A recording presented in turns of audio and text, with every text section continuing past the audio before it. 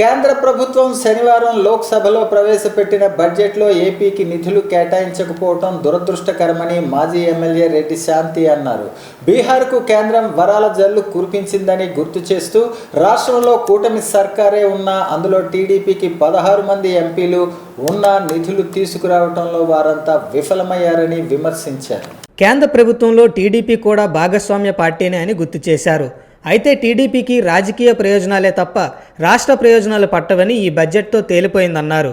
చిత్తశుద్ధితో అభివృద్ధికి కృషి చేయాలని, రాజకీయాలు చేయవద్దని కోరారు. బీహార్తో పోల్చుకుంటే ఏపీకి ఈ బడ్జెట్లో దక్కిన వాటా శూన్యమని చెప్పారు.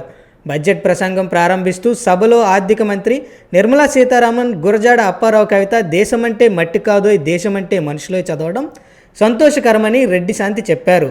ఏపీకి చెందిన మహాకవిని సభలో ప్రస్తావించారు, కానీ రాష్ట్రానికి కేటాయింపులు మాత్రం మరిచిపోయారని విమర్శించారు. బడ్జెట్లో అసలు ఏపీ ప్రస్తావనే లేదన్నారు. పోలవరం ప్రాజెక్టుకు ఎత్తు కుదించడం పైన రెడ్డి శాంతి మండిపడ్డారు.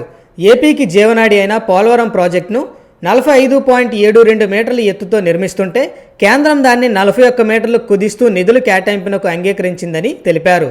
ఈ విషయాన్ని కూడా కొంతమంది నేతలు ఘనంగా చెప్పుకోవడం వింటుంటే చాలా బాధాకరంగా ఉందన్నారు.